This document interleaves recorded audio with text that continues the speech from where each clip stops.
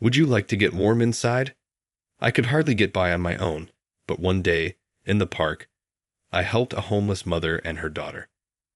I lived in abject poverty. I had no idea why I acted in that way. Then, the firm I worked for lost its president unexpectedly, and the vice president, who was the president's younger brother, took over as president. I was feeling really depressed after I was dismissed for an unknown cause. But the daughter said, "Welcome back," with a small smile when I arrived home. "You've put in a lot of effort." Alex is my name. I work at an office as a single 29-year-old. I go by Lex among my school pals. Though I'm not very cool, I think it's a nice nickname. With my black hair and glasses, I project a dismal picture that makes me seem very mediocre, if not below average. I don't actively interact with people, although I can be thoughtful of others. Above all, my living conditions tell you that I am impoverished. In my opinion, my place is worse than that of a struggling college student. My rent for this cheap flat is only $130 a month. Though there isn't a wall dividing the two rooms, the apartment is really just one large space. The fact that the toilet and bathroom are apart is only due to the age of the structure.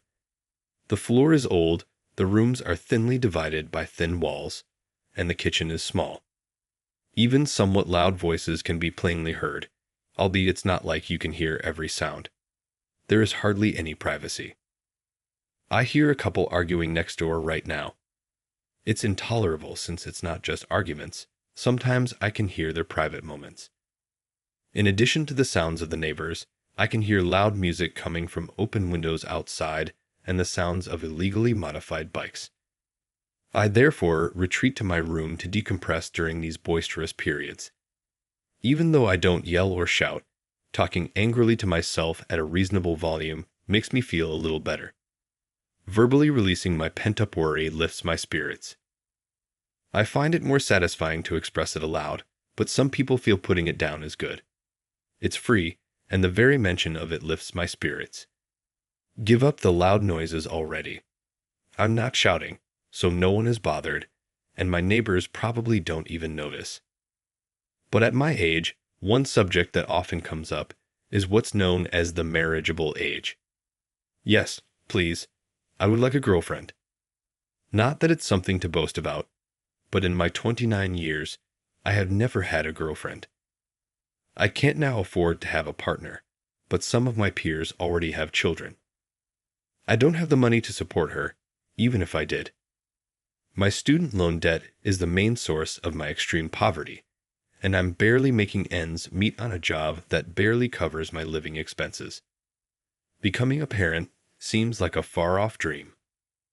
At the workplace, despite my struggles, I'm seen as a hard-working employee who completes tasks on time. When I got to work one day, I saw some coworkers chatting. James, one of my coworkers, rushed over to ask me what was going on. "Alex, there's been an incident." An incident? I had assumed there might have been embezzlement, but that was not the case. The president passed away suddenly. What? But as of yesterday, he was okay. That's why it's a sudden death. Mr. Bellamy, the president, had a distinguished appearance and was a dapper gentleman. He appeared to be an industrious man and always had a straight gait while wearing a suit. He appeared to be alert and steady on his feet, giving everyone in the office the impression that the company was still safe. I had seen him about the office a few times. Thus, everyone believed the company was in capable hands. Who do you think will be the next president?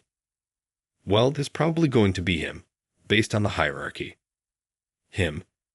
James was referring to Robert, the president's younger brother. Robert visited the office every now and then, but neither I nor the other staff members thought well of him. Why is he even the vice president? Because Mr. Bellamy was a family man at heart and could not leave them. Still, does he really produce any work?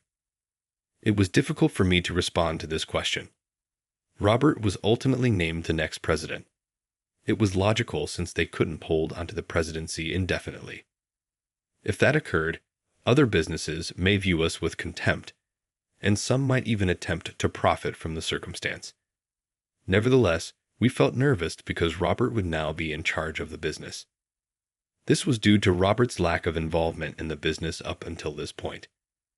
I had my doubts that he even knew how the business operated. If you were going to be president, you would normally at least take a cursory look at management.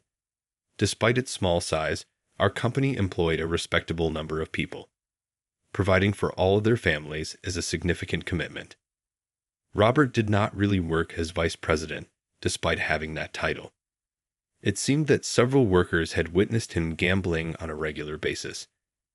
These games may be enjoyable when you win, but when you lose, they cost you a lot of money. And after a significant win, it's simple to get into the trap of thinking, next time for sure, and to keep putting money in, which leads to a losing streak. We were very uncomfortable knowing that Robert, the new president, had been engaging in such activities. However, there were more causes for concern regarding Robert. "Oh man, I'm only feeling dread, James. I mean, there are rumors he messed up at his previous company too." "Got it wrong. Do you mean that he ran afoul of his boss?" "Exactly." This was a widely recognized tale. Robert had a reputation for losing his anger and had already run afoul of his supervisor at his previous job. And that was only 6 months after his enlistment. I was first taken aback by it. Nowadays, most people prepare themselves for the ordeal of a new company's first year. Giving up after only 6 months seemed really self-centered. Then the benevolent Mr. Bellamy appointed his impoverished brother vice president, though it's likely that he also attempted to force him to work. It wouldn't have been much use even if he had forced him to perform the vice president's duties. Indeed, it is true. Now that he's president, I hope he grows a little more mature, James remarked. James had little chance of realizing his dream. Individuals are not easily changed. Emma from accounting had been in charge of most business affairs up to this point. Emma was a well-known yet enigmatic figure.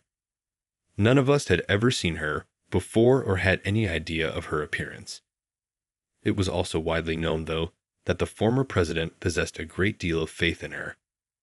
She was virtually a legendary character we never saw because she was constantly locked up in the accounting room. We had never had a conversation over the phone. As Robert assumed the presidency, I was curious about Emma's future. As an employee, however, there was little I could do about it. But my fears quickly came to pass. When Robert unveiled his policies in his inaugural speech as president, we were all taken aback. "Robert, I'm the next president. There won't be any more leniency now that I'm in charge. I'm not sure how my brother handled things. I will not spare those who disobey my policies. I will fire them all." The older staff members clicked their tongues and mumbled things like "stupid brother" in response to the haughty and conceited speech. Going forward, a numerical goal will be discussed at every morning meeting. If it is not met, there will be a salary reduction. Put up a lot of effort and be organized. What? Yell my mind, though I didn't speak it aloud. While setting goals is one thing, cutting pay for not reaching them is just plain oppressive. Pay attention. At work, quick thinking, discernment, and decisiveness are crucial. Do not procrastinate in an attempt to accrue overtime compensation.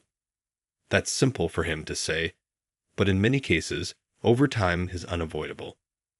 That's just the nature of the job. However, Robert would scream at the top of his lungs if the work was even slightly delayed, which made him incredibly unreasonable, possibly due to his ignorance of genuine work. As a result, I was under constant stress, yet I managed to get by. I turned down a drink invitation from my coworkers that day after working all day and went directly to the cheap supermarket close to my apartment. For the local impoverished students, this grocery always offered fantastic deals. However, they put more discount stickers right before closing time.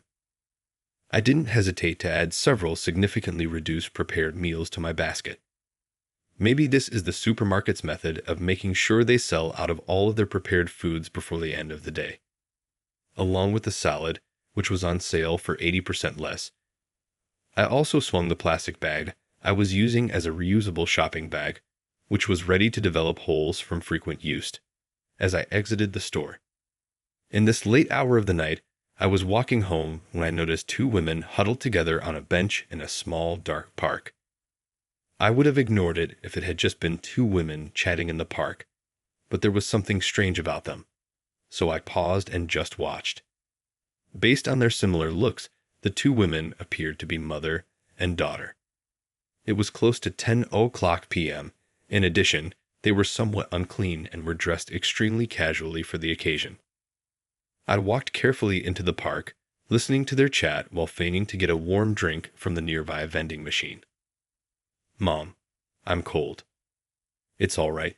Just get closer and snuggle." "Thanks, it's much better now." I knew they were a mother and daughter based on their conversation. It appeared like the mother was in her early 50s and the daughter was in her 20s. What became of them? Even though they were wearing branded clothing, their outfits were filthy. I thought of the weather report I had seen on the TV that morning. They warned that although it wouldn't rain, it will get rather chilly tonight. I had never met either of these people before. Although my sense of justice would not allow me to ignore them now that I had seen them, no one would hold it against me if I left. Even so, I wasn't sure if approaching them was appropriate. I couldn't just leave them behind, but I also didn't want to be thought of as a criminal attempting to transport women to my location. Well, nothing happens now. I decided what I wanted to do and went up to the mother and daughter. "I apologize, but I'm not a suspicious person. I don't intend to harm you in any way. It may sound a little optimistic, but the news indicates that it will get really cold tonight. Would you like to come to my apartment if you have nowhere else to go? I realize I'm a total stranger. You can at least warm up in this rundown abode." "What?" "I'll do nothing, I swear. All I can do is offer you a warm bath. I promise. I'll even leave the room if you'd like. Simply put, I don't think it's healthy for women to be alone." The woman needed to reassure me since I was starting to lose my train of thought. "All right, I apologize. What made you come over here? We have nowhere to go and are homeless, as you can see." "Well, isn't it natural to help someone in need?" "What?" "Of course, if you think it's none of my business, I apologize, but no, it's not that." "Then, kindly accompany me. You can at least get warm, even though I can't offer much." I frantically invited the girl and mother to my rundown flat. I offered them the rear room and allowed them to use the bath, even though they appeared astonished by the location to which they had been taken. Since I had no women's clothing, I offered them an old school-issued tracksuit. "I've washed it, though it might smell a bit like mothballs. It's all right. You've already helped us so much. For food, all I have is instant noodles and some prepared meals." "But that's your meal, isn't it?" "Yes, so let's share it." I heated up the prepared meals and made 2 packages of instant noodles, dividing them into bowls and plates as I waited for the two of them to finish their bath. My impoverished bachelor's house has mismatched plates around. Although it was a little awkward, there was nothing I could do about it. Sincerely, I was relieved that I had kept some extra forks and spoons. "I'm sorry I invited you so confidently, but this is all I can offer," I said. "No worries at all." They shook their heads at my apology, but we still appreciate it. Their generosity brought me joy. They introduced themselves once the 3 of us had completed our little supper. "This is Catherine, my daughter. My name is Emma. We haven't had a warm bath or dinner in a very long time," Emma remarked. "My name is Alex." "Alex, are you not just full of justice and kindness?" Emma said this with a smile. "No, I'm just poor. However, you were helpful to us." The majority of individuals would simply turn away, particularly if they were having difficulties. Additionally, I'm sure you were hesitant to welcome women into your house. It's true that I was really skeptical. There are plenty of people in this world who would profit from kindness, but Emma and Catherine didn't seem to be that type of person. Please stay here if you have nowhere else to go. Seeing a light on when I go home from work gives me comfort. I won't force you. It's a rundown apartment. But if it's not too much work, it's a modest, old place that can at least keep you warm in the winter. James would probably laugh and tell me I was too kind if I told him about this. Even so, after just one day, I couldn't bring myself to throw them out. It's like discovering a stray cat and then experiencing the heartbreak of having to give it up once more because you are unable to care for it. Emma and Catherine glanced at each other, paused to consider, then turned to face me and said, "We'll accept your hospitality," grinning with relief. I offered them the rear room as I had intended, and to maintain their privacy, I draped a bath towel in the space left by the thin wall. I made a bed in the kitchenette area by spreading cushions. After giving the two women the folding bed and mattress, that evening ended. Emma left early the following morning, claiming to have some errands to run. I didn't want to be a burden on my run-down flat, so I couldn't say anything as she was leaving to find another somewhere to stay. But Emma did not come back that day or the day after that. In other words, Catherine and I were the only residents of the flat, and I was strangely happy with our new situation. Ultimately, I could now return to a warm, well-lit room instead of the rundown, dark, and lonely chamber I had before. It goes without saying that I began to look forward to getting home from work. "Hi, Alex. I'm back." When I came back, Catherine smiled at me, and I smiled back.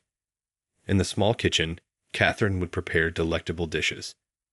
There weren't many ingredients in the fridge, so on my way home, I'd pick up whatever seemed like it was needed from the regular cheap grocery, and she'd make it into a meal. It was like magic to me.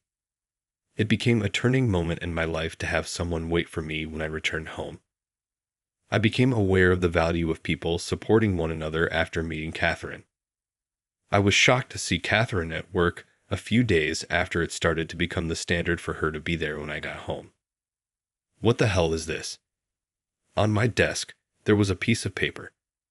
Regardless of how many times I cleaned my face or massaged my eyes, the phrases remained the same. It was a notice of termination. No way. Now that Catherine was living with me, I had to increase my income. But we'd be homeless together if I got fired.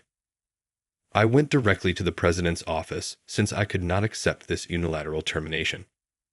Robert was sighing heavily as I loudly knocked twice and opened the door without waiting for a response. "Robert, are you there too?" How annoying. "What?" Not sure why I was there, I asked him, not understanding his statement. "Robert, what is the meaning of this?"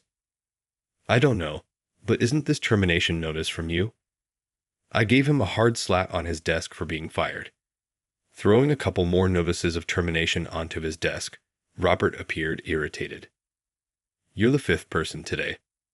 "What?" "Yes, 4 more workers have just barged in carrying similar termination notices. I cannot recall releasing any of them." "Is that true?" What good would it do me to lie? I scowled at Robert's irritated response. Robert would not gain by my termination. But then, who was giving the workers these notices of termination? I had never been a huge problem for anyone, nor had I ever inspired hatred or resentment in others. Well, this is real, though. What? Robert grabbed the notice of termination bearing my name off the desk while I was still in astonishment. And before I could stop him, he stamped it with his permission. "Wait, please." "Don't wait. This serves as formal notice of termination. Gather your belongings and exit the business. Presumably, one of the executives is phoning the ineffective ones." Robert then chowed me down like a beast outside the workplace. When I got back to my desk, I saw James was furious and had received a notice of termination as well. James, however, laughed about it because he had been thinking about changing jobs since Robert became president and thought this was an excellent opportunity. Envious of James' upbeat disposition, I packed away my desk. Catherine gave me her regular greeting when I got home. "Hey, hello. You're early for today." Catherine smiled kindly to greet me. I told her everything that had transpired. forcing a grin. Actually, I got fired today. Catherine smiled mischievously, rather than looking surprised. She poured me a cup of hot coffee at the folding table she called a dining table, and I followed her, startled by her response. Taking a taste of the coffee made me feel a little less anxious. First, thank you for your hard work. No, it's... Catherine started talking, and I felt that instead of squandering time, I should start considering the future. Let me reintroduce myself first. Catherine Bellamy is my name. Does that ring any bells? What? Bellamy is my last name. Samuel Bellamy was the name of my father. What? Yes, my father was the former president of the company you worked for. I was speechless at what Catherine had said. More than anything, I was perplexed as to why it hadn't occurred to me earlier. It's not as if the Bellamy surname is particularly common. My mother and I were ejected from our house by my uncle Robert following the death of my father. We ended up being vagrants. He left the house with everything, even our savings. Though I was aware of his rudeness, I was unaware of his extreme badness. After all, Robert was still Catherine's uncle, so I apologize. Continually calling him a jerk would not help her feelings. It's all right. He is the ultimate jerk, the king of jerks. I couldn't help but chuckle at such outstanding assessment. It had been 1 week since we were ejected on the day you discovered us. Really, we were at our wits' end. For this reason, my mother and I cannot help but feel obligated to you for our thanks. You deserve all of that, Alex. Our decision is to exact revenge on Robert. Revenge. I got shares from my father, which he doesn't even know I own, although he could not know that. It's demonstrated by the fact that she wasn't dismissed first. My understanding of Catherine's words was incomplete. When she said Emma was dismissed, what did it mean? My mother Emma works at the company as an accountant. What? Not at all. I had no choice but to speak up. My father had total faith in my mother's accounting abilities despite the fact that my parents were no longer married. Although their relationship didn't work out, they made excellent business partners. I recalled hearing gossip that Emma, who Mr. Bellamy trusted, was also well liked by the managers. They used to claim the business would be oak as long as Emma took care of the bookkeeping. Emma probably stayed hidden in the accounting room because she didn't want anyone to find out that she was managing her ex-husband's accounts. She most likely wished to prevent any needless hassles in light of their divorce. My mother has made all the arrangements over the last 3 days. In an attempt to close the business without Robert realizing, she has started firing staff members one by one. Looking back, as you say, there were undoubtedly indicators. I was the 5th person that day to receive a notice of termination, according to Robert.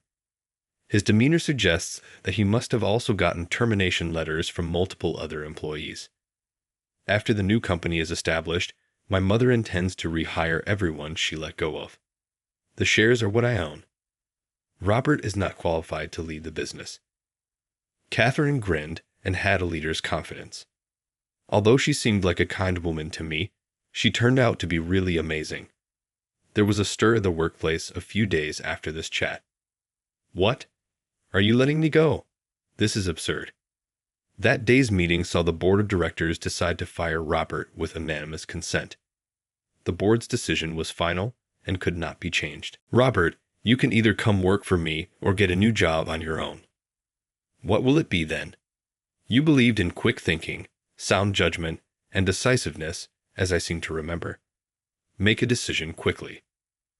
Robert immediately announced his departure from the company as a result of Catherine's pressure. Considering that he had just been at the top of the organization the day before, he must have detested the thought of working under his niece. He has pride in the wrong areas, which makes him a genuine problem. Nevertheless, Robert struggled and was unable to obtain a new employment. Reluctantly, Catherine agreed to keep him on staff as a handyman since she felt bad for him. You're quite generous, Catherine. I believe I'm a fool too, but perhaps my father's genes ran in my family. Perhaps I'll come to regret it as well." Catherine grinned, her eyes dazzling. For my part, Catherine and I eventually started dating after moving into the same room. To put it briefly, Catherine and I have started dating. I've finally broken the habit of never having a girlfriend. I could have danced with delight. I was so happy. Although Catherine expressed her satisfaction with remaining in this apartment, I thought of transferring to a larger home. She expressed her enjoyment of the warmth and intimacy it offered. Though our lifestyle isn't very opulent, we'll manage as long as we help one another. I think so, and I'm going to stay with her going forward.